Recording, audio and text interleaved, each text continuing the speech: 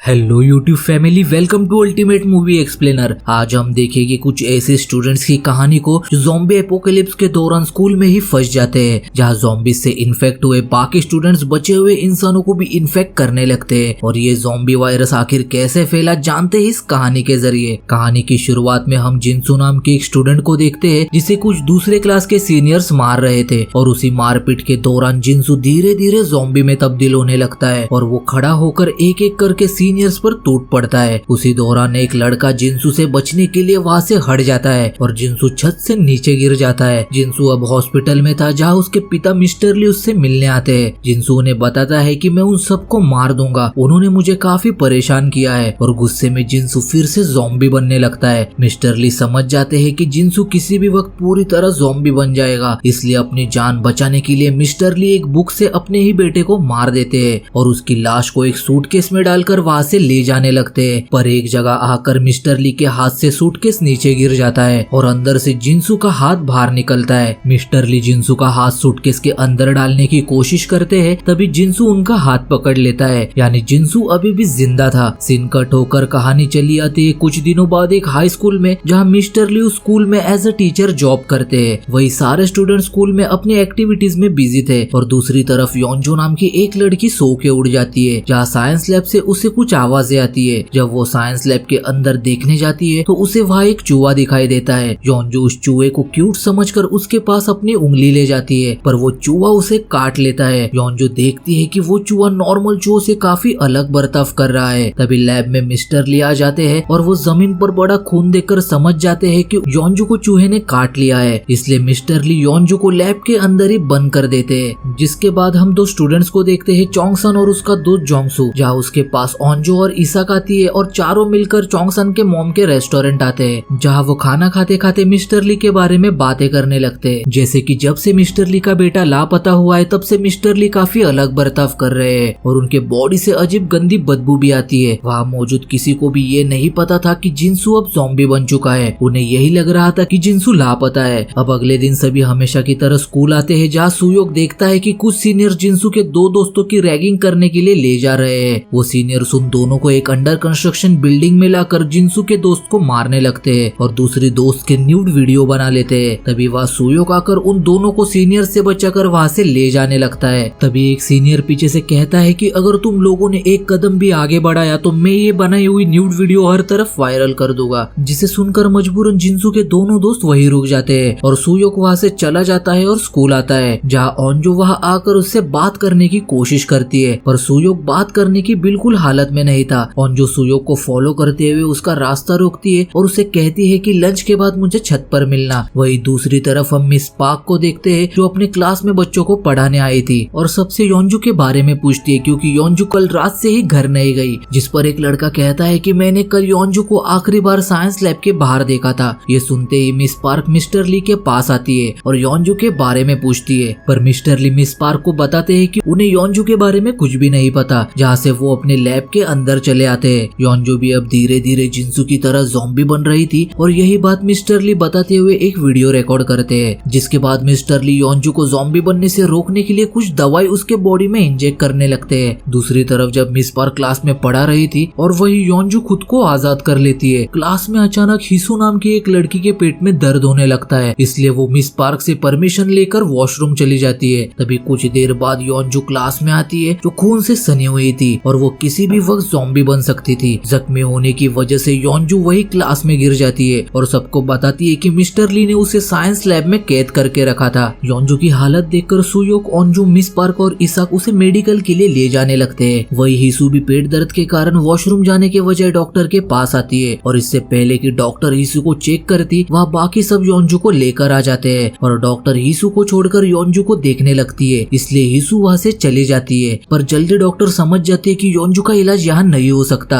इसलिए doctor ambulance को call करती है। और यहाँ योंजू इससे पहले पूरी तरह ज़ॉम्बी में तब्दील हो जाती, वो मिस पार्क को बताती है कि मिस्टर ली ने उसे कोई इंजेक्शन लगाया था। ये कहते ही योंजू की तबीयत हद से ज्यादा खराब होने लगती है, इसलिए डॉक्टर योंजू को बेहोशी का इंजेक्शन लगा देती है। और अब एम्बुलेंस भी यहाँ पहुँच जाती है, जो योंजू को वहाँ से हॉस्पिटल ले जाती है। मिस पार्क ओंजो और सुयोक से ये बात किसी को भी बताने से मना करती है, पर इसाक योंजू की बिगड़ती तबीयत और उसके बर्ताव के बारे में पहले ही जाकर क्लास में बता देती है। वही हिसू भी क्लास से बाहर चली जाती है। दूसरी तरफ सुयोक ओंजू के साथ छत पर जाने लगता है। तभी ओंजू सुयोक के हाथ में अपना नेम टैग देकर उसे डेट के लिए पूछती है, पर वो उसे जवाब नहीं देता। तभी वह चोंगसन ओंजू को ढूंढते हुए आ जाता है, इसलिए ओंजू वहाँ से चली जाती है। सुयोक भी चोंगसन को कुछ नहीं बताता और दोनों अपनी क्लास में आ जाते हैं। दूसरी तरफ मिस पार्क एक टीचर के साथ मिलकर मिस्टर ली के पास आती है और उन्हें बताती है कि हमने योंजू को हॉस्पिटल भेज दिया है और तुम्हारे इस हरकत के बारे में पुलिस को भी इत्तला कर दिया है, जो यहाँ किसी भी वक्त आ सकती है। मिस्टर ली डर के मारे वहाँ से योंजू को हॉस्पिटल पहुँचने से पहले रोकने जाने लगते हैं। मिस्टर ली उन्हें समझाने की कोशिश करते हैं कि योंजू का बाहर रहना खतरे से खाली नहीं, पर उनकी कोई भी नहीं सुनता। तभी वह पुलिस आकर मिस्टर ली को अरेस्ट कर लेती है। वही हम उस डॉक्टर को देखते हैं जो योंजू का इलाज कर रही थी, जिसे इलाज के दौरान योंजू ने काट लिया था और वायरस फैलने की वजह से वो भी अब धीरे धीरे ज़ॉम्बी बन रही थी। दूसरी तरफ सारे बच्चे लंच ब्रेक में क्लास से बाहर आते हैं, जहाँ सुयोक अपनी क्रश नामरा से मिलता है और उसे पूछता है कि क्या तुम मेरे साथ योंजू को देखने के लिए हॉस्पिटल चलोगी। सुयोक ये सब इसलिए कर रहा था ताकि वो सिर्फ नामरा के साथ वक्त बिता पाए, पर नामरा उसे मना करके वहाँ से चली जाती है। वही रैगिंग करने वाले सीनियर्स के ग्रुप के दो लोग डॉक्टर के कमरे के बाहर से गुजरते हैं। तभी वो देखते हैं कि डॉक्टर का बर्ताव कुछ अलग है, जिसका वो वीडियो बनाने लगते हैं, पर डॉक्टर उन्हें देख लेती है और उन दोनों में से एक पर हमला करके उसे इन्फेक्ट कर देती है। और अब वो लड़का भी पूरी तरह ज़ॉम्बी बनकर दूसरे क्लास के बच्चों को भी काट कर इन्फेक्ट कर रहा था। यहाँ युंजी सुसाइड करने के लिए स्कूल के छत पर आती है, क्योंकि उसे इस जगह से नफरत हो गई थी। वो डर रही थी क्योंकि वो सीनियर्स उसकी बनाई हुई वीडियो कहीं हर तरफ वायरल ना कर दे। तभी वह युंजी का दोस्त आकर उसे रोकने की कोशिश करता है, पर युंजी उसकी एक नहीं सुनती। वो पूरी तरह हार चुकी थी। जैसे ही वो नीचे कूदने जाती है, वो देखती है कि ज़ॉम्बी बने कुछ बच्चे खिड़की तोड़कर नीचे कूद रहे हैं, जो बचे हुए लोगों को भी ज़ॉम्बी बना रहे थे। और देखते ही देखते पूरे स्कूल में ज़ॉम्बीज अपना आतंक मचाने लगते हैं। पर इन सब चीजों से परे नामरा बुक पढ़ते हुए आगे बढ़ रही थी, जो ज़ॉम्बीज को देख नहीं पाती। तभी सुयोक वहाँ आकर नामरा को वहाँ से लेकर भागने लगता है। वही कैंटीन में हम ओंजो और चोंगसन को देखते हैं। ओंजो उसे बताती है कि मैंने सुयोक को बता दिया है कि मैं उसे पसंद करती हूँ। चोंगसन ये सुनकर दुखी होता है, पर दिखाता नहीं। तभी अचानक कैंटीन के बाहर सारे ज़ॉम्बीज इकट्ठा हो जाते हैं, जो कुछ बच्चों का पीछा करते हुए कैंटीन तक आए थे और वो किसी भी वक्त शीशे का दरवाजा तोड़कर अंदर आ सकते थे। इससे पहले कि अंदर मौजूद लोग बचने का रास्ता ढूंढते, सारे ज़ॉम्बी शीशा तोड़कर अंदर आ जाते हैं और सभी को एक के बाद एक काटकर अपने जैसा बना रहे थे। और उसी भगदड़ में ओंजो नीचे गिर जाती है, जिसकी तरफ एक ज़ॉम्बी काफी तेजी से आ रहा था, पर चोंगसन ओंजो को बचा लेता है और कुछ और स्टूडेंट्स के साथ मिलकर ओंजो को लेकर वहाँ से निकलने लगता है। वो कैंटीन से बचकर किसी तरह बाहर तो आ जाते हैं, पर पूरे स्कूल में सिर्फ ज़ॉम्बीज भरे पड़े थे, इसलिए चोंगसन और ओंजो अपनी जान बचाने के लिए यहाँ वहाँ भाग रहे थे। तभी वहाँ एक बेकाबू ट्रक आकर दीवार से टकरा जाता है। असल में ट्रक ड्राइवर पहले ही ज़ॉम्बी बन चुका था, जो उस ट्रक को ठोक देता है। चोंगसन को यहाँ एक आइडिया आता है और वो ओंजो को लेकर ट्रक पर आकर बिल्डिंग के अंदर दाखिल होता है, पर बिल्डिंग के अंदर भी सिर्फ ज़ॉम्बीज ही थे। जहाँ एक ज़ॉम्बी चोंगसन पर हमला कर देता है, लेकिन ओंजो एक फायर एक्सटिंग्विशर से ज़ॉम्बीज को रोकते हुए चोंगसन को लेकर वहाँ से भागने लगती है और दोनों अपने क्लास में आते हैं, जहाँ उनके बाकी दोस्त भी ज़ॉम्बीज से बचकर छिपे हुए थे। दूसरी तरफ सुयोक जब नामरा के साथ भाग रहा था, तभी उन्हें वहाँ एक सीढ़ी दिखाई देती है, जिसकी मदद से दोनों अपने क्लास में आ जाते हैं, जहाँ उनके दोस्त भी मौजूद थे। अब सभी समझ चुके थे कि स्कूल में काफी खतरनाक ज़ॉम्बी वायरस फैल चुका है। वही योंजो को भी हॉस्पिटल लाया जाता है, जो अभी तक बेहोशी थी।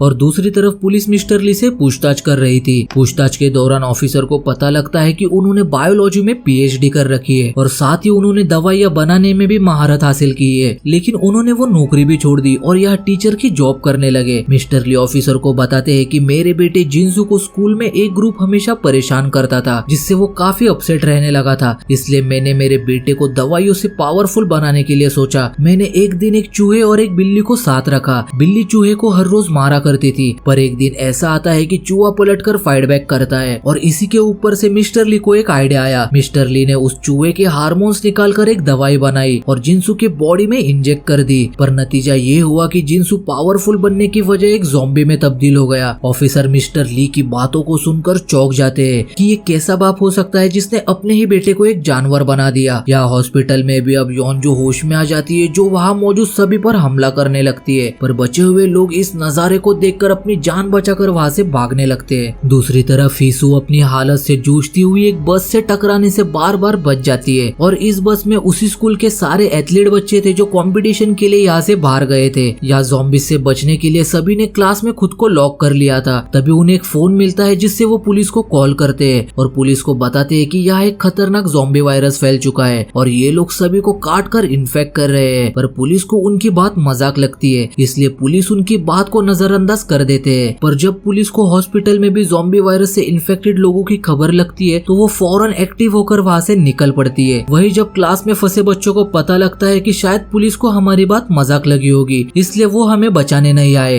तभी ओंजो अपने पिता को कॉल करके उन्हें सारी बात बता देती है। ओंजो के पिता एक फायर फाइटर थे जो अपनी टीम के साथ बच्चों को बचाने के लिए निकल पड़ते हैं। अब यहाँ सारे बच्चे काफी डर चुके थे, तभी उनके एक टीचर ज़ॉम्बी से भागते हुए डर के मारे क्लास में आ जाते हैं। बच्चों को लगता है कि शायद टीचर इन्फेक्टेड नहीं हुए, इसलिए वो टीचर को क्लास में रुकने की इजाजत दे देते हैं। लेकिन तभी वो नोटिस करते हैं कि टीचर भी इन्फेक्टेड है और वो किसी भी वक्त ज़ॉम्बी बन सकते हैं। क्लास में मौजूद एक लड़की टीचर को क्लास से बाहर जाने के लिए कहती है। उसी दौरान वो टीचर ज़ॉम्बी में तब्दील होकर उस लड़की पर ही हमला करके उसे इन्फेक्ट कर देते हैं। चोंगसन एक कुर्सी की मदद से टीचर को रोकने की कोशिश करता है। डरी हुई वो लड़की जानती थी कि वो भी अब एक ज़ॉम्बी बन जाएगी, इसलिए वो मदद के लिए अपने दोस्त नायोंग के पास आती है, पर नायोंग उसे लात मारकर दूर कर देती है और कुछ ही पल में वो लड़की भी एक ज़ॉम्बी बन जाती है, जिसे देखकर सभी क्लास से भाग जाते हैं। पर भागते वक्त भी उनका सामना कुछ और ज़ॉम्बी से होता है, जहाँ सुयो कुछ ज़ॉम्बी से लड़ते हुए अपने दोस्तों के लिए रास्ता बनाता है और बाकी लोग दरवाजे के सारे ज़ॉम्बी से बचते हुए ऊपर के फ्लोर तक आते हैं। पर सुयोक अभी भी ज़ॉम्बी से अकेले ही लड़ रहा था और यहाँ ऊपर दोनों तरफ से ज़ॉम्बीज बच्चों पर हमला कर देते हैं। वो लोग ज़ॉम्बीज को ज्यादा देर तक रोक नहीं सकते थे, तभी ओंजो फौरन एक रूम का लॉक तोड़ देती है और सारे बच्चे अपनी जान बचाकर क्लास के अंदर आ जाते हैं। पर भागते वक्त ओंजो का फोन बाहर ही गिर गया था। डर की वजह से अब नायोंग और चोंगसन के बीच लड़ाई होती है, पर ओंजो या सुयोक के लिए काफी चिंता कर रही थी क्योंकि वो अभी भी बाहर था उन ज़ॉम्बीज के बीच। या छत पर युंजी अभी भी अपने दोस्त के साथ थी जो उसी ग्रुप के बारे में सोच रही थी। वही कैफेटेरिया में छुपा उस ग्रुप का एक मेंबर गोइनाम अपनी जान बचाने के लिए अपने साथ छिपी एक लड़की को ज़ॉम्बीज के सामने फेंक देता है, जिसे ज़ॉम्बीज अपना शिकार बना लेते हैं। वॉशरूम में हम 3 लोगों को देखते हैं, मिंजी और उसके 2 दोस्तों को, जहाँ मिंजी जल्दी समझ जाती है कि उसकी दोस्त जल्दी ज़ॉम्बी बनने वाली है, इसलिए वो अपनी दोस्त को वॉशरूम में ही बंद करके वहाँ से बाहर आ जाती है। दूसरी तरफ मिस पार्क ज़ॉम्बीज से बचते बचाते हुए अनाउंसमेंट रूम आती है। वही वॉशरूम में मिंजी की दोस्त पूरी तरह ज़ॉम्बी बन चुकी थी, जिस पर मिंजी और उसका दोस्त हमला कर देते हैं, पर वो अभी भी जिंदा थी। तभी वहाँ उन एथलीट बच्चों में से हारी और उसका दोस्त वहाँ आकर ज़ॉम्बीज को मार देते हैं, क्योंकि हारी यहाँ अपने भाई को बचाने के लिए आई थी। अनाउंसमेंट रूम में मिस पार्क सभी बच्चों के लिए अनाउंसमेंट करती है कि वो जहाँ कहीं भी हो सुरक्षित रहे, क्योंकि स्कूल में हालत बद से बदतर होती जा रही है। यह ओंजो को सुयोक के लिए परेशान देखकर उसकी बेस्ट फ्रेंड इसाक उसके पास आती है। ओंजो यह नोटिस करती है कि इसाक के हाथ काफी ठंडे पड़ चुके हैं और उसके नाक से भी खून आ रहा है, मतलब इसाक भी अब ज़ॉम्बी बनने वाली थी। इसलिए चोंगसन ओंजो को इसाक से दूर करता है। तभी इसाक पूरी तरह ज़ॉम्बी बनकर चोंगसन पर हमला कर देती है, लेकिन चोंगसन उसे खिड़की से नीचे गिरा देता है, जिसे ओंजो पकड़ लेती है क्योंकि वो अपनी बेस्ट फ्रेंड को मरते हुए नहीं देख सकती थी। और यह ओंजो को इसाक के साथ बिताए हुए सारे पल याद आने लगते हैं, जिसके बाद चोंगसन इसाक को ऊपर से नीचे गिरा देता है। इसाक की मौत से ओंजो पूरी तरह टूट चुकी थी। दूसरी तरफ हम सुयोक को देख पाते हैं जो अभी भी जिंदा था और ज़ॉम्बी से बचकर एक जगह छुपा हुआ था। यहाँ चोंगसन और बाकी सब उस क्लास से बाहर निकलने का फैसला करते हैं क्योंकि ज़ॉम्बीज अंदर आने की कोशिश कर रहे थे। चोंगसन बाहर पड़े एक होस पाइप की मदद से मिस पार्क के पास अनाउंसमेंट रूम में आ जाता है, जिसके बाद एक एक करके सभी अनाउंसमेंट रूम में आते हैं। पर चोंगसन, ओंजो और नामरा अभी भी ऊपर ही थे।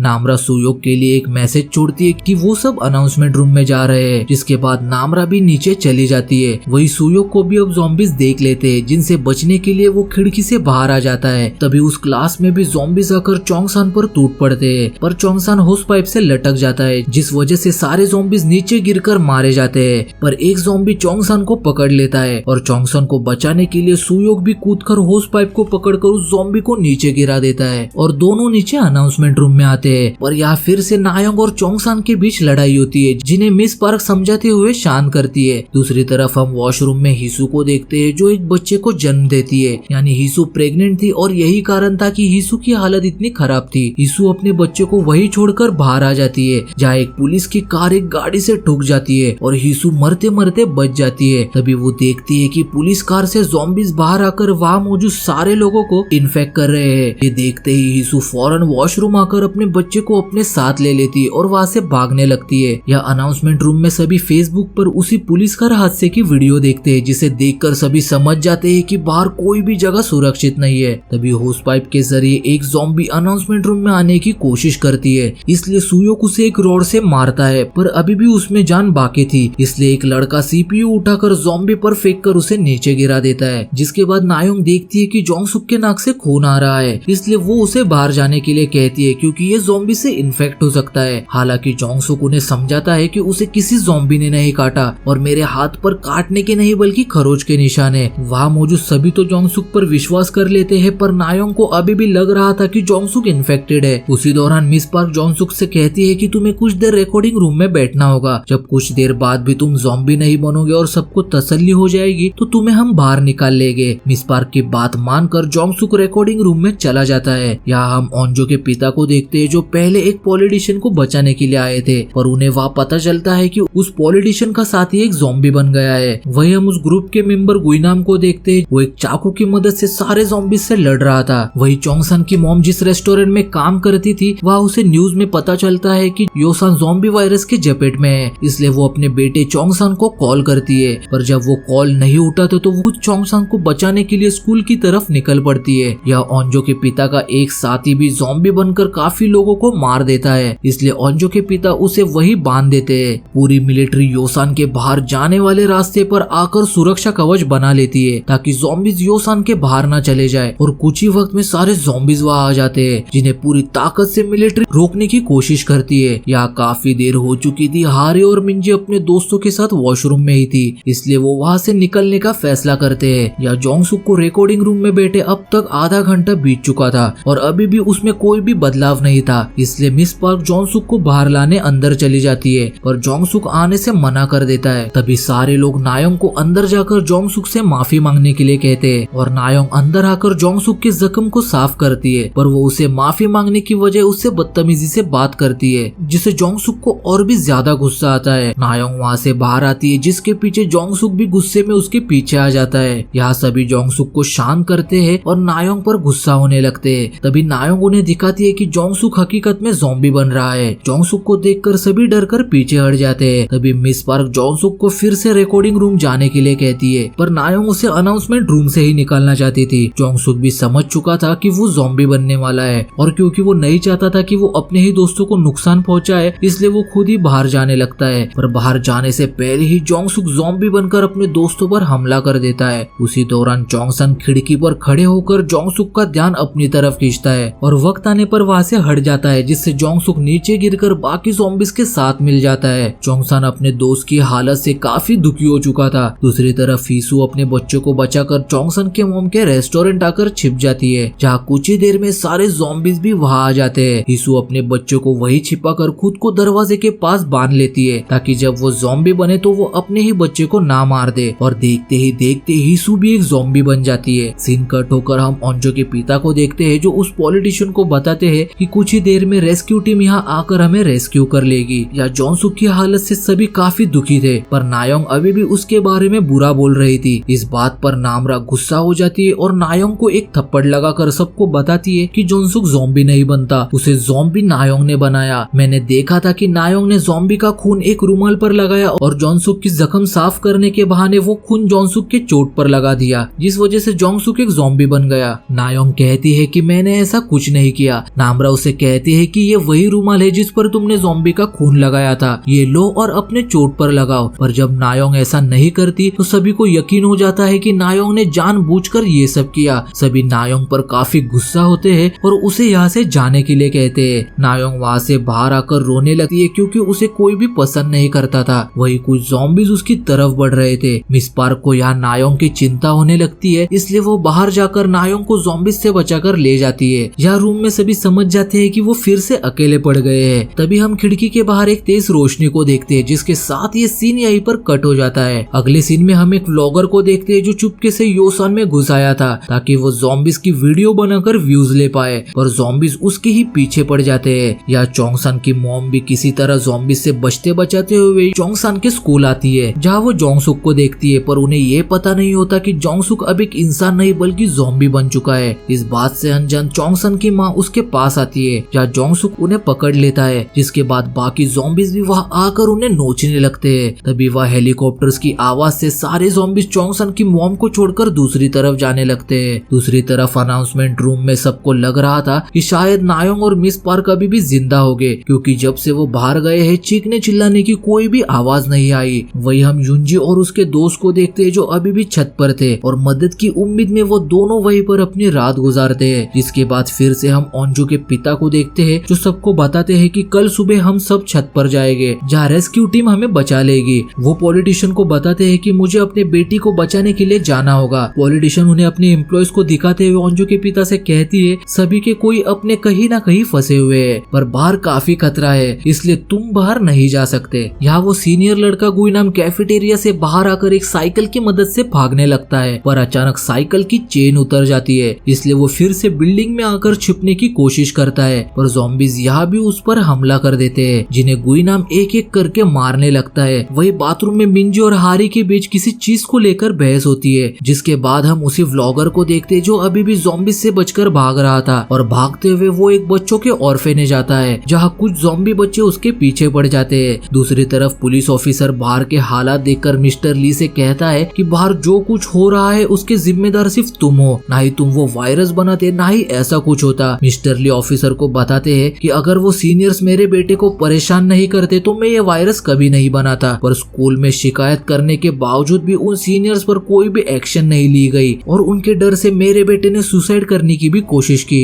इन बातों को सुनकर ऑफिसर को और ज्यादा गुस्सा आता है और मिस्टर ली से कहता है कि उन ग्रुप को सबक सिखाने के चक्कर में बाहर मासूम लोग मर रहे हैं और अगर तुम्हारे पास इसका इलाज है तो प्लीज मुझे बता दो। ये कहकर ऑफिसर मिस्टर ली को अपने साथ ले लेता है, पर यहाँ भी पूरे पुलिस स्टेशन में ज़ॉम्बी आकर पुलिस ऑफिसर्स को इन्फेक्ट कर रहे थे और मिस्टर ली ये सब खड़े होकर सिर्फ देख रहे थे। पर जब एक ज़ॉम्बी उस ऑफिसर पर हमला करता है मिस्टर ली उसे ज़ॉम्बी से बचा लेते हैं, पर ज़ॉम्बी के काटने से वो खुद इन्फेक्ट हो जाते हैं। वो दोनों वहाँ से भागने लगते हैं, पर मिस्टर ली वही रुककर ज़ॉम्बीज को रोकने का फैसला करते हैं और ऑफिसर को बताते हैं कि स्कूल के साइंस लैब में मेरे लैपटॉप पर तुम्हें सारा डेटा मिल जाएगा। तभी वहाँ कुछ ज़ॉम्बीज मिस्टर ली को काटने लगते हैं और ऑफिसर वहाँ से निकलकर स्कूल की तरफ जाने लगता है। तभी उसे एक आदमी मिलता है जिसकी ऑफिसर मदद करता है और दोनों मिलकर स्कूल की तरफ निकल पड़ते हैं। यहाँ हम मिस्टर ली को देखते हैं जो कि अब एक ज़ॉम्बी बन चुके थे। देखते ही देखते सुबह हो जाती है जहाँ सभी रेस्क्यू टीम का इंतजार कर रहे थे, पर वहाँ कोई भी उन्हें बचाने के लिए नहीं आया था। वॉशरूम में सभी वहाँ से निकलने का फैसला करते हैं, जहाँ हारी सभी को बताती है कि हम पहले ऊपर जाकर मेरे भाई को ढूंढेंगे, जिसके बाद एक साथ यहाँ से निकलेंगे। यहाँ अनाउंसमेंट रूम में सब ये फैसला करते हैं कि हम में से किसी को स्टाफ रूम में जाकर हमारे फोन लाने होंगे ताकि हम मदद बुला सके। छत पर युंजी का दोस्त उसे बताता है कि उस सीनियर्स ने तुम्हारी न्यूड वीडियो पहले ही इंटरनेट पर डाल दी थी, जो कि आज 9 बजे पब्लिश हो जाएगी, और वीडियो डिलीट करने के बदले उन्होंने मुझसे पैसे मांगे और मैं उन्हें आज पैसे देने भी वाला था, पर उससे पहले ही ज़ॉम्बी वायरस फैल गया। ये सब जानकर युंजी अपना आपा खो देती है और उस सीनियर का फोन लाने अकेले ही स्टाफ रूम की तरफ निकल पड़ती है। यहाँ चोंगसान और सुयोग भी फोन लाने खिड़की के जरिए स्टाफ रूम तक जाने लगते हैं। वही स्टाफ रूम में जाते वक्त युंजी पर सारे ज़ॉम्बीज एक साथ टूट पड़ते हैं, पर युंजी बिना हार माने स्टाफ रूम की तरफ बढ़ रही थी और अचानक सारे ज़ॉम्बीज युंजी को छोड़ देते हैं और वहाँ से चले जाते हैं। युंजी स्टाफ रूम में आकर सारे फोन्स को तोड़ने लगती है। यहाँ युंजी भी अब ज़ॉम्बी बन रही थी, पर उसके शरीर में कुछ ऐसा था जो उसे ज़ॉम्बी बनने से रोक रहा था। तभी वह सुयोग और चोंगसन भी आकर एक फोन उठाते हैं, जिन्हें युंजी देख लेती है और उन पर हमला कर देती है। जल्दी चोंगसन को समझ आता है कि उसने टूटा हुआ फोन उठाया है, इसलिए वो दूसरा फोन उठा लेता है। तभी वहाँ कई सारे ज़ॉम्बीज अंदर आ जाते हैं, जिनसे बचने के लिए चोंगसन बाहर भाग जाता है और सुयोग आए हुए रास्ते से ही वापस लौट जाता है। यहाँ गुइनाम ज़ॉम्बीज को मारकर प्रिंसिपल के ऑफिस में सो रहा था। तभी वह प्रिंसिपल आकर उसे अपनी गाड़ी की चाबी देकर गाड़ी यहाँ लाने के लिए कहते हैं, पर गुइनाम बाहर जाने से साफ मना कर देता है और इसी बात पर इनमें बहस होने लगती है। दूसरी तरफ ओंजो के पिता अपने साथी के साथ पॉलिटिशियन और बाकी सबको लेकर ज़ॉम्बीज का सामना करते हुए छत पर जा रहे थे। तभी वो देखते हैं कि छत पर जाने के दरवाजे पर ताला था, इसलिए ओंजो के पिता का साथी ऊपर आकर उस उस ताले को तोड़ देता है और सभी छत पर आ जाते हैं। जहाँ ओंजो के पिता रेस्क्यू टीम को सिग्नल देते हैं और हेलीकॉप्टर उन्हें बचाने के लिए आ जाता है। वही चोंगसन ज़ॉम्बी से बचने के लिए भागते हुए प्रिंसिपल के ऑफिस आता है, जहाँ गुइनाम प्रिंसिपल को मारने वाला था। चोंगसन फौरन अपना फोन निकालकर उसकी वीडियो बनाने लगता है और उससे कहता है कि अगर तुमने उन्हें कुछ भी किया तो ये वीडियो मैं पुलिस को दे दूंगा। पर गुइनाम बेखौफ चाकू से प्रिंसिपल का गला काट देता है और चोंगसन से फोन मांगता है। यहाँ चोंगसन और गुइनाम के बीच फाइट होती है, लेकिन चोंगसन फोन लेकर वहाँ से भाग जाता है, जिसके पीछे गुइनाम भी चाकू लेकर पड़ा था। वही हम हारी, मिंजो और उसके दोस्तों को देखते हैं, जो हारी के भाई को ढूंढते हुए ऊपर आए थे, पर हारी को उसका भाई वहाँ नहीं मिलता। दूसरी तरफ हम बाहर के हालातों को देखते हैं, जहाँ दूसरे इलाके की जनता योसान के बचे हुए लोगों को अपने यहाँ आने से रोक रही थी। यहाँ तक कि कुछ लोग ज़ॉम्बीज की एक्टिंग करके हर तरफ खौफ का माहौल पैदा कर रहे थे। इसलिए सिचुएशन कंट्रोल से बाहर जाने से पहले गवर्नमेंट एक मीटिंग बुलाती है। वही सुयोक वापस अनाउंसमेंट रूम में लौटकर सभी को बताते हैं कि ज़ॉम्बीज के आने से मी और चोंगसन अलग हो गए। यहाँ चोंगसन ज़ॉम्बीज से बचते हुए एक लाइब्रेरी आता है, पर ज़ॉम्बीज वहाँ भी उसके पीछे पड़ जाते हैं और कुछ ही देर में गुइनाम भी वहाँ आकर चोंगसन पर हमला कर देता है और यहाँ ज़ॉम्बीज के बीच ही गुइनाम और चोंगसन के बीच फाइट होती है। तभी एक वक्त ऐसा आता है कि गुइनाम चोंगसन को ज़ॉम्बीज के बीच फेंकने वाला था, इसलिए चोंगसन अपने फोन से गुइनाम की आंख फोड़ देता है और उसे ज़ॉम्बीज के बीच फेंक देता है, जिसे ज़ॉम्बीज नोच नोच कर खाने लगते हैं। ये देखकर चोंगसन वहाँ से भागने लगता है, पर ज़ॉम्बीज गुइनाम को छोड़कर उसके पीछे पड़ जाते हैं। चोंगसन ज़ॉम्बीज से बचता हुआ पाइप के रास्ते ऊपर जाने लगता है और पुलिस को कॉल करने जाता है। उसी दौरान कमांडर बाहर फैल रहे डर से और अफवाहों से कहीं हालत और बिगड़ ना जाए, इसलिए वो योसन के सारे कम्युनिकेशन सर्विसेज को बंद करवा देते हैं। इसलिए चोंगसन भी पुलिस को कॉल नहीं कर पाता। यहाँ अनाउंसमेंट रूम में ओंजो चोंगसन के लिए काफी परेशान थी। तभी उसे याद आता है कि योजोंग ने एक ड्रोन बनाया है। वो योजोंग से पूछती है कि वो ड्रोन कहाँ है, हम उस ड्रोन को बाहर उड़ाएंगे जिससे हम चोंगसन को ढूंढ सकते हैं। इसलिए ओंजो और योजोंग ऊपर साइंस लैब में वो ड्रोन लाने चले जाते हैं। वही हम उस ऑफिसर और उस आदमी को देखते हैं जो स्कूल की तरफ आ रहे थे, जिनके पीछे फिर से कुछ ज़ॉम्बीज पड़ जाते हैं और ज़ॉम्बीज से बचने के लिए वो चोंगसन के मॉम के रेस्टोरेंट में आ जाते हैं, जहाँ वो ज़ॉम्बी बने हिसू को देखते हैं जो बंधी हुई थी और कुछ ही देर में उन्हें हिसू का बेबी भी मिल जाता है, जो पानी की कमी के कारण डिहाइड्रेट हो चुका था। यहाँ चोंगसन फिर से बिल्डिंग में आकर ज़ॉम्बी से बचता हुआ दूसरे रूम में आकर छिप जाता है। अब ओंजो और योजोंग भी साइंस लैब आकर ड्रोन को लेकर वापस अनाउंसमेंट रूम आते हैं और ड्रोन पर हेल्प नोट लगाकर उसे बाहर उड़ाते हैं और इन्हें यहाँ बाहर के हालात कैमरा में साफ साफ दिख रहे थे, पर अफसोस उन्हें कोई भी इंसान नहीं दिखता। मेडिकल रूम में हम मिंजी, हारी और उनके दोस्तों को देखते हैं जो आर्चरी रूम जाने का कहते हैं, क्योंकि उनके पास तीर काफी कम बचे थे। वो लोग कूद कर आर्चरी रूम जाने लगते हैं, तभी वह ड्रोन आता है जो उन्हें देख नहीं पाता क्योंकि वो पहले ही कूद कर चले गए थे। यहाँ कैमरा में एक लड़का एक ज़ॉम्बी पर तीर लगा हुआ देखकर समझ जाता है कि उसकी बहन यही कहीं पर है। असल में हारी का भाई यही है जो सुयोक और बाकी सबके साथ है। अब वो लोग जैसे ही ड्रोन को आगे ले जाते हैं, तभी वो चोंगसन को देखते हैं जो बिल्कुल ठीक था।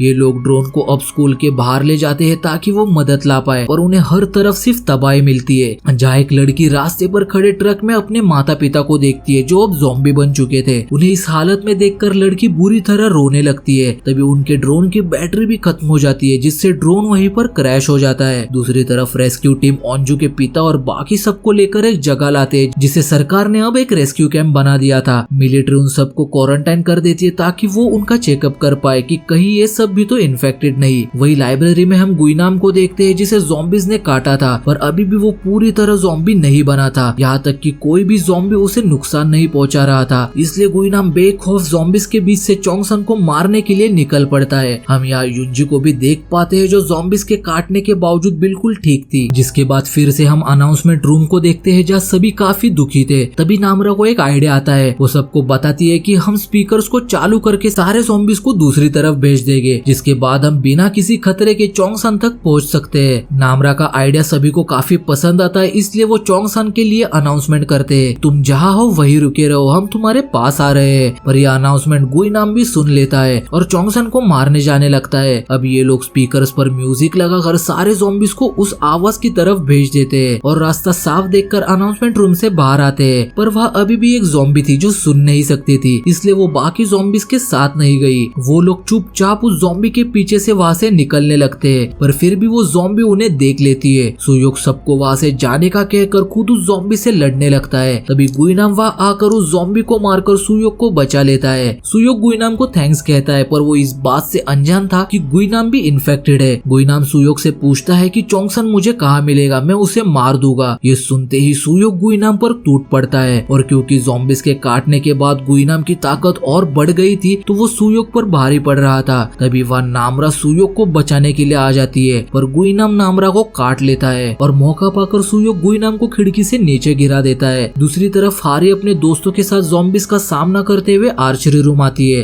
पर उनमें से एक काफी जख्मी हो चुका था। यहाँ बाकी सब चोंगसन के पास उस रूम में आ जाते हैं और उन्हें याद आता है कि नामरा और सुयोक पीछे ही रह गए हैं, इसलिए वो सब उन्हें बचाने जाते हैं। फिर हम नायोंग को देखते हैं जो उसी रूम के स्टोर रूम में छिपी हुई थी। बाहर सभी को नामरा और सुयोक मिलते हैं जिनके पीछे ज़ॉम्बीज पड़े थे, इसलिए वो फिर से सब उसी रूम में खुद को लॉक कर लेते हैं। यहाँ एक लड़की नामरा के हाथ पर ज़ॉम्बी के काटने का निशान देखती है जिसे देखकर सभी डर जाते हैं कि नामरा भी अब एक ज़ॉम्बी बन जाएगी। दूसरी तरफ हम ओंजो के पिता और बाकी सबको देखते हैं जो अभी भी क्वारंटाइन थे पर ओंजो के पिता को उनकी बेटी की चिंता हो रही थी। तभी वह दो कमांडोज उन्हें खाना देने के लिए आते हैं और मौके का फायदा उठाकर ओंजो के पिता अपने साथी के साथ मिलकर दोनों कमांडोज को बेहोश करके और उनके कपड़े पहनकर वहां से बाहर आ जाते हैं। वही चोंगसन नामरा को मारना चाहता था क्योंकि वो ज़ॉम्बी बनने वाली थी। सुयोक उसे बताता है कि नामरा को किसी ज़ॉम्बी ने नहीं बल्कि गुइनाम ने काटा था। इस पर चोंगसन कहता है कि गुइनाम भी ज़ॉम्बी से इन्फेक्टेड है, मेरे सामने गुइनाम को ज़ॉम्बीज ने काटा है। अब नामरा को लग रहा था कि वो अब सच में ज़ॉम्बी बन जाएगी, इसलिए वो खुद ही वहां से जाने लगती है पर सुयोक नामरा को रोकता है और उसे लेकर खिड़की के पास आकर सभी को बताता है कि अगर नामरा ज़ॉम्बी बनी तो मैं नामरा को नीचे फेंक दूंगा। आर्चरी रूम में हम उन चारों को देखते हैं जो अपने जख्मी साथी की पट्टी कर रहे थे। कुछ देर बाद हम क्लास में नामरा को देखते हैं जिसे अजीब महसूस हो रहा था